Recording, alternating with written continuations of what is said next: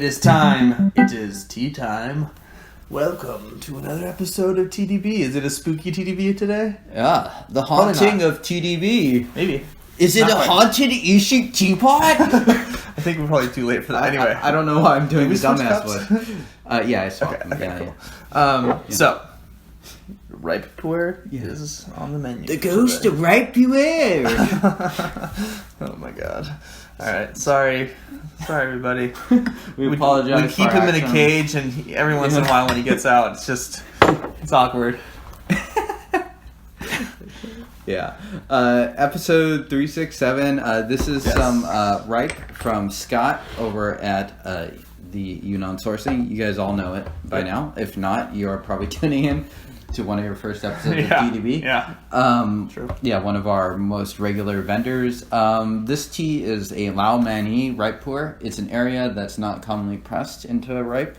So I'm curious what you will think of this tea. Cool. I think it's quite unique. So I wanted to bring on the last bit of the sample that I bought and see what you thought of it. Cool. Well, looking like a ripe. Yep. So far. Excuse me. And I think I set this aside pre-corona, so oh my goodness. So life's gonna do life. Yeah. Beautiful color. Yeah. A little cloudy. So we'll use this as a rinse. Interesting smell already. And we're using some clay. I'll let you pour your rinse out. Sorry. How y'all doing? Let us know what teas you're having in your quarantine. Me personally, I've been drinking most of the same stuff, so that's me. But if you've been trying anything new, or if you're just starting to work from home this past year and you have more time for tea, let us know what you're drinking. You know, it's funny. That is totally how TDB was spawned in a lot of ways. Was just that I was always into drinking teas. We would go to Chinatown for one day a week at work for a lunch for everybody at the office. And I'd always loiter at this one tea shop and lose all my money there. You know, business credit card, bro. Eventually. And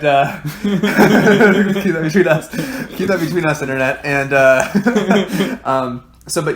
and through doing that experience and bringing some teas back and stuff, I made some tea for James. James got into it, and then we started having tea at the office. And then we started making tea for people when we were doing meetings. And then people started making their own tea. Here we are, 367 episodes later. Yep. About to burn ourselves. This is hot. Yeah. So what is that like? Jesus, that's 7 years. Over 7 years. Yeah. Makes sense? Yeah. Cheers. Cheers.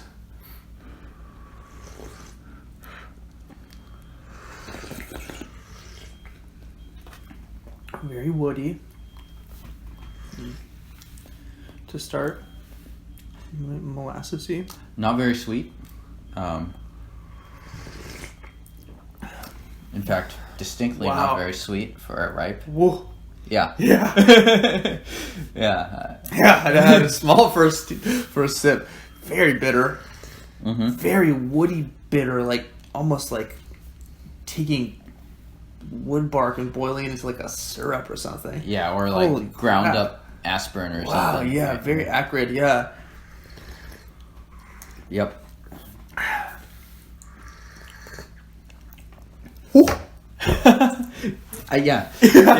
This region is known to have some very bitter raw pu'erh. Wow, and that is different. Apparently it's strong enough to overpower the ripe process. Yeah.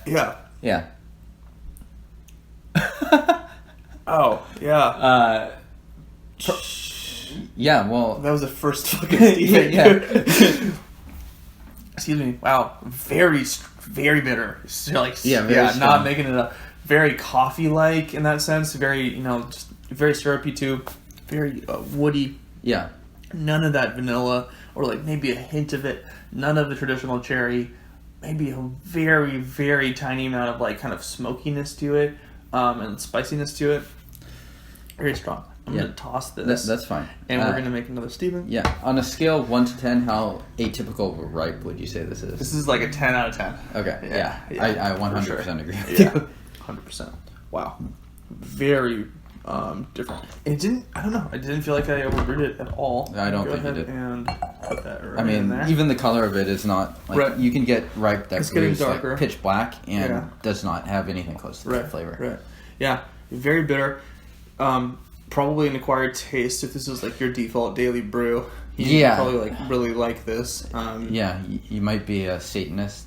Or Very. Yeah. it's a possibility. Very. I mean, aspirin, acrid. Yeah. You know, like, Yeah.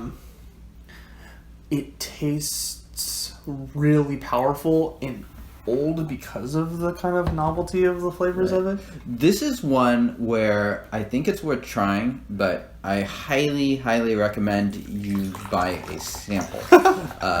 Because personally for me, I don't necessarily love this taste.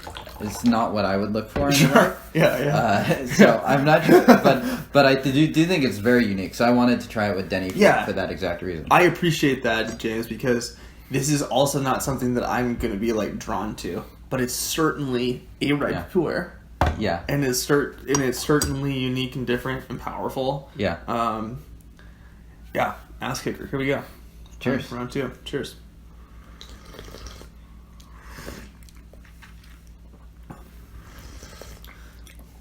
You know, there's the cherry sweetness there Yeah. to start, and then it's just... Yeah. Oh, Yeah. it's so acrid. Yeah, That's crazy. Well, you know, in like the chili world, when you're doing like dried chilies especially, it's like sometimes it takes a little bit to hit you. I feel like that's the same thing with this tea. You're like, all right, yeah, got some normal way. It builds. It definitely builds. Yeah. It was just very strong. Yeah. Wow. If you take a small sip, and you don't really like coat your whole mouth with it. Yeah, you don't taste the bitter flavors, but it is so bitter. It's really, really bitter. Yeah. Yeah, like in a way that's not from oversteeping, but just from how potent. So this right. Probably you would want to steep or rather age this for a long time. But the thing is though, it's like if the ripe process didn't get that down, right. it's like what's happen? What's a few years gonna Yeah. do? It's like I'm not even sure. It's like I mean I'm certainly curious, but it's like will 10 years in Seattle even do anything? What's the raw? Like it kind of has that same bitterness. Yeah. And like I just had assumed that like some ripening process would lower that bitterness down. I mean like there's some characteristics that make this seem like a pretty typical fermentation, but yeah, it has such a red Pu'erh flavor. I mean, it has the vanilla in it now. All of the sweetness that you mentioned, all of the sort of like easy molassesy, the molasses tar, the molasses terpene resininess of it is there, but none of the sweetness. Like it's very different. Yeah. What's the year on this? 2019. Okay. Yeah. That at least makes sense to me. Yeah. It's not an old tea. The material might be from an older year. I wonder if sure. this would be good aged. Seriously. It depends if it changes. Because if that taste doesn't go away, I think it's going to be kind of the same when it's aged. Yeah. Funky and that. I think maybe. I mean, I would be curious to try this tea if it went through like a really heavier fermentation process and see what that does. Like double the time or triple the time and see. But very unique. Unique. Not a chugger of a tea. No, yeah, I'm good. Mom test, no. We'll just check that off. Dude. But yeah, it tastes medicinal, acrid. It tastes like red Pu'erh. Yeah. You know? I mean, I really wonder if this is the kind of tea that is one of those, like, sneaker teas where someone finds a brick of it in 30 years and it's like, oh my god. Yeah. You know? Where it like needs to have been stored in like some closet perfect, in Malaysia or something. In like the back where it's like drenched in funky sweat. as hell. Like what the fuck is this? It's like, just in a shower. Yeah. But and like maybe with enough like biological effect it'll change. But yeah. Wow, potent. For tea nerds out there, worth picking up. Yeah, I think sample for sure. Sample. Yeah. Pick up a sample. Try it out. Yunnan sourcing. Don't put this at the beginning of your session either. This is the end of the session tea. No, yeah. I was gonna say that too. Yeah, I almost wanted to go back to the white tea to cleanse my palate of something sweet. Cool. Yeah. Yunnan sourcing. What's the name of this again, James? This is Lao Mani Pu'erh from 2019. Yeah, pretty crazy taste. The last thing I'll say about this material is I suspect that usually this sort of material, they'll blend it in. So maybe you put 5% of this material in, and then blend it with more normal, normie ripe, and you get something a little more like that. Robust. And like if I was looking for a drinker, that's probably what I would look at. Right. But yeah, it's interesting to try in its pure state. Yeah, I don't know. This is, you have to be an interesting person. Some people love this kind of stuff, though. Some people love the bitterness of this, and this tastes like appropriately sweet to them. Great. If you love French roast, this might be the tea for you. Yeah. Yeah. Yeah. Absolutely. Yeah. Thanks, Scott, for providing the world with such a variety of teas. My goodness. If you guys like this video and want to check out more episodes, last episode was funky and cool. The one before that was a little bit more traditional, a white tea, but a lot of stuff. TeaDB.org is the website. Go to there to read content. James has produced so much endless, beautiful, wonderful, the best. They never made it better. It's the best. The best content. They said we couldn't do it. They said we couldn't do it, but we did it. We did it better than they said that we couldn't do it better than we did it then. Yeah. And we made it great. And and you just lost us. Oops. Subscribe, do all the stuff. So tell your mom and dad you love them. Talk to you guys. Cheers. Later. Oh man. That's a tea. Yeah.